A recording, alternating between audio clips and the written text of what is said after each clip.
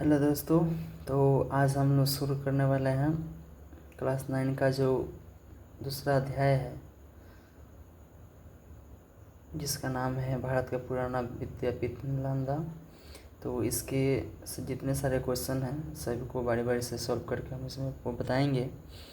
जो पहला क्वेश्चन इसमें दिखाई दे रहा है, तो इसमें लिखा है कि नालंदा की वाणी एशिया महाद्वीप में पर्वत एवं समुद्रों के उस पार तक फैल गई थी। इस वाक्य का आशय स्पष्ट करें। तो इसका उत्तर यह होगा, नालंदा में ज्ञान साधना के सुरभित पुष्प खिले हुए थे। एशिया महाद्वीप के विस्तृत भूभाग में विद्या संबंधी सूत्र भी उसके साथ जुड़े हुए थे। ज्ञान के क्षेत्र में देश और जातियों के भेद लुप्त हो जाते थे। उन्हीं सब कारणों के कारण उपयुक्त बातें कही गई है। इसके बाद इसमें जो दूसरा क्वेश्चन है, लिखा है मगध की प्राचीन राजधानी का नाम क्या था और वह कहाँ अवस्थित था। तो इसका आंसर यह होगा कि मगध की प्राचीन राजधानी का नाम राजगिरी था और वह 5 पर्वतों के मध्य में बसी हुई गिरिब्रज या राजगिरी के नाम से प्रसिद्ध थी। उसके बाद जो तीसरा क्वेश्चन है इसमें का, बुद्ध के समय नालंदा में क्या क्या था। तो बुद्ध के समय में देखा जाए तो बुद्ध के समय में नालंदा के गांवों में प्रवासिकों का आम्रवन था। इसके बाद इसमें का जो चौथा क्वेश्चन है, जिसमें लिखा है कि महावीर और मेखलेपुत गुसार की भेंट किस उपागम में हुई थी। तो इसका आंसर यह होगा, जैन धर्मों ग्रंथों के अनुसार नालंदा के उपग्राम ब्राहिरिक में महावीर और मेखलिपुत की भेंट हुई थी। इसमें जो 5वां क्वेश्चन है, जिसमें लिखा है महावीर ने नालंदा में कितने दिनों का वर्षवास किया था। तो इसका आंसर यह होगा, महावीर ने नालंदा में 14 दिनों का वर्षवास किया था। इसमें जो छठा क्वेश्चन है, तारानाथ कौन थे, उन्होंने नालंदा का किसकी जन्मभूमि बताया। तो इसका आंसर यह होगा, तिब्बत के विद्वान इतिहास लेखक लामा तारानाथ तिब्बत के निवासी थे और उनके अनुसार नालंदा सारिपुत्र की जन्मभूमि थी। और इसमें का जो 7वां क्वेश्चन है देखते हैं। तो 7वां जो क्वेश्चन है इसमें लिखा है कि एक जीवंत विद्यापीठ के रूप में नालंदा कब विकसित हुआ। इसका आंसर यह होगा, नालंदा की प्राचीनता की अनुश्रुति बुद्ध अशोक दोनों से संबंधित है, किंतु एक प्राणवत विद्यापीठ के रूप में उसके जीवन का आरंभ लगभग गुप्त काल में हुआ। इसके बाद इसमें जो 8वां क्वेश्चन है, इसमें लिखा है फायान कौन थे, वे नालंदा कब आए थे। तो इसका आंसर यह होगा, फायान चीनी यात्री थे जो 4वीं सदी में नालंदा आए थे। उन्होंने सारिपुत्र के जन्म और परिनिर्माण स्थान पर स्तूप के दर्शन किए। उसके बाद इसमें का जो 9वां क्वेश्चन है, इसमें लिखा है हर्षवर्धन के समय में कौन चीनी यात्री भारत आया था, उस समय नालंदा की दशा क्या थी। तो इसका आंसर यह होगा, हर्षवर्धन के समय में 7वीं सदी में युआन चांग भारत आए थे। उस समय नालंदा अपनी उन्नति के शिखर पर था।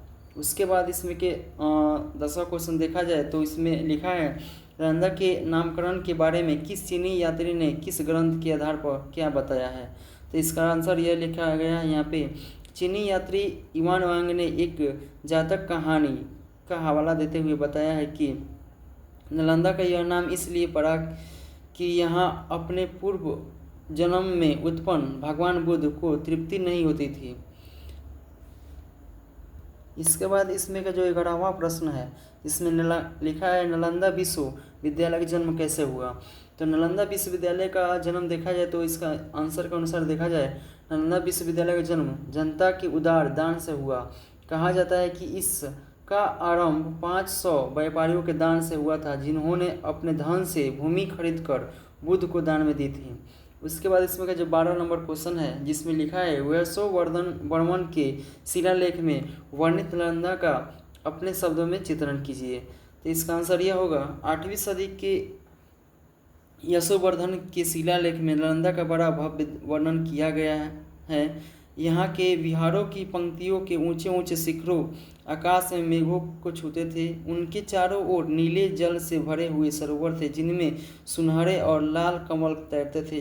बीच बीच में सघन आम्रकुंजों की छाया थी। यहाँ के भवनों के शिल्प और स्थापत्य को देखकर आश्चर्य होता था। उनमें अनेक प्रकार के अलंकरण और सुंदर मूर्तियाँ थी। यो तो भारतवर्ष में अनेक संसाधन है, किंतु नालंदा उन सभी में अद्वितीय है।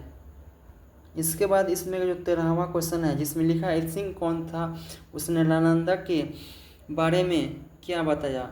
इत्सिंग चीनी यात्री था। उसके समय में नालंदा बिहार में 300 बड़े कमरे और 8 मंडप थे। पुरातत्व विभाग की खुदाई में नालंदा विश्वविद्यालय के जो अवशेष यहाँ प्राप्त हुए हैं, उनसे इन वर्णनों का सच्चाई प्रकट होती है। उसके बाद इसमें जो 14 नंबर का जो क्वेश्चन है, जिसमें लिखा है विदेशों के साथ नालंदा विश्वविद्यालय का संबंध का कोई उदाहरण दीजिए। तो इसका आंसर यह होगा, नालंदा विश्वविद्यालय विदेशों में भी अपनी शैक्षणिक ख्याति के लिए जाना जाता था। इसका एक उदाहरण यह है कि चीनी बौद्ध यात्री ह्वेन सांग ने नालंदा के अध्ययन किया और 645 ईस्वी में चीन लौटते समय लगभग 657 बौद्ध धर्म ग्रंथों को अपने साथ ले गया। उसके बाद इसमें का जो 15वां क्वेश्चन है, जिसमें लिखा है नालंदा के किन 5 विषयों की शिक्षा अनिवार्य थी। नालंदा में किन 5 विषयों की शिक्षा अनिवार्य थी। तो इसका आंसर यह होगा, बौद्ध धर्म, तर्कशास्त्र, चिकित्सा, गणित और संस्कृत। और इसमें का 16 नंबर क्वेश्चन देखते हैं, नालंदा के कुछ प्रसिद्ध विद्वानों की सूची बनाइए। तो इसमें सूची बनाया गया है, जैसे कि देखते हैं आंसर में, जिस समय धर्मपाल इस संस्था के कुलपति थे उस समय शीलभद्र, ज्ञानचंद्र, प्रभामित्र, स्थिरमती, गुणमती आदि अन्य आचार्य ह्वेन सांग के समकालीन थे। उसके बाद इसमें जो 17वां क्वेश्चन है, जिसमें लिखा है शीलभद्र से ह्वेन सांग की क्या बातचीत हुई।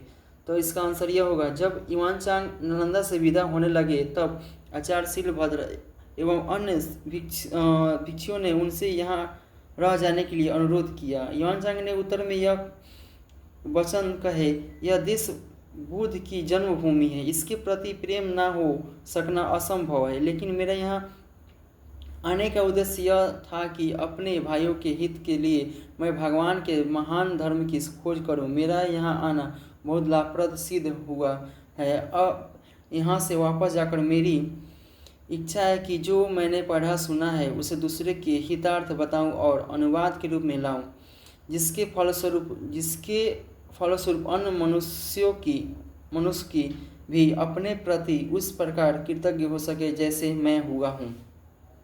उसके बाद इसमें जो 18 नंबर क्वेश्चन है, इसमें लिखा है विदेशों में ज्ञान प्रसार के क्षेत्र में नालंदा के विद्वानों के प्रयासों का विवरण दीजिए।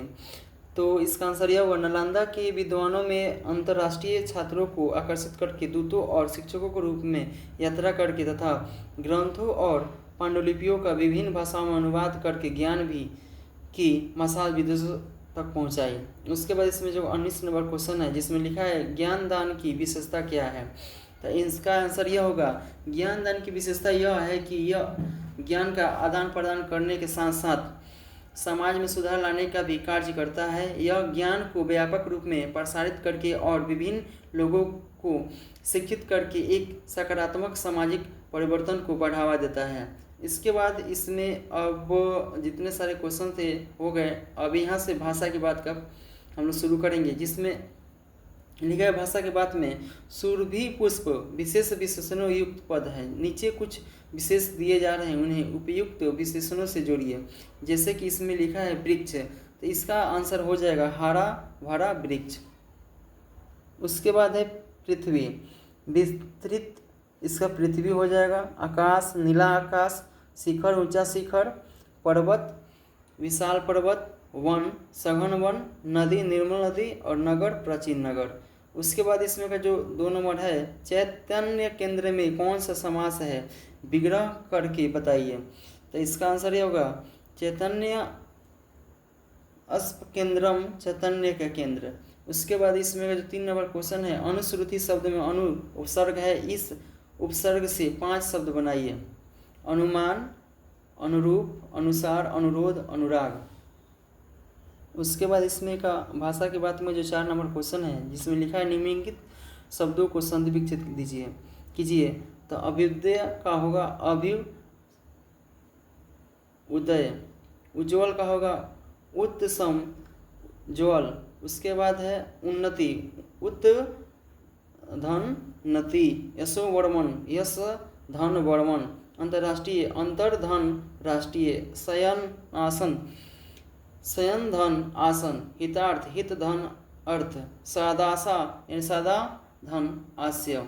उसके बाद इसमें जो पांचवा क्वेश्चन है जिसमें लिखा है अनेक शब्दों के लिए एक शब्द दीजिए। तब मेघों को छूने वाला गगनचुंबी हो जाएगा, जैसा दूसरा ना हो अद्वितीय। आगे आगे चलने वाला अग्रणी, जिसके सीमा कोई सीमा ना हो असीम, जो खजाना कभी समाप्त ना हो अचल से असीम, जिसकी मति स्थिर हो चुकी हो एकाग्रचित। उसके बाद इसमें जो छठा नंबर जो क्वेश्चन है जिसमें लिखा है विपरीतार्थक शब्द लिखें। आकाश का पाताल हो जाएगा, धरती का जमीन हो जाएगा। उसके बाद सच्चाई का झूठ, असत्य मिथ्या, विदेश का स्वदेश, देश मातृभूमि। उसके बाद है आरंभ का अंत हो जाएगा, समाप्ति हो जाएगा। प्राचीन का नवीन आधुनिक हो जाएगा। लुप्त का प्रकट उपस्थित हो जाएगा और विस्तृत का संक्षिप्त हो जाएगा। तो हम लोगों का जो दूसरा चैप्टर का जो जितने सारे क्वेश्चन थे सबको बारी बारी करके हमने सॉल्व कर दिया है। तो मिलते हैं नेक्स्ट वीडियो में, तब तक जय हिंद।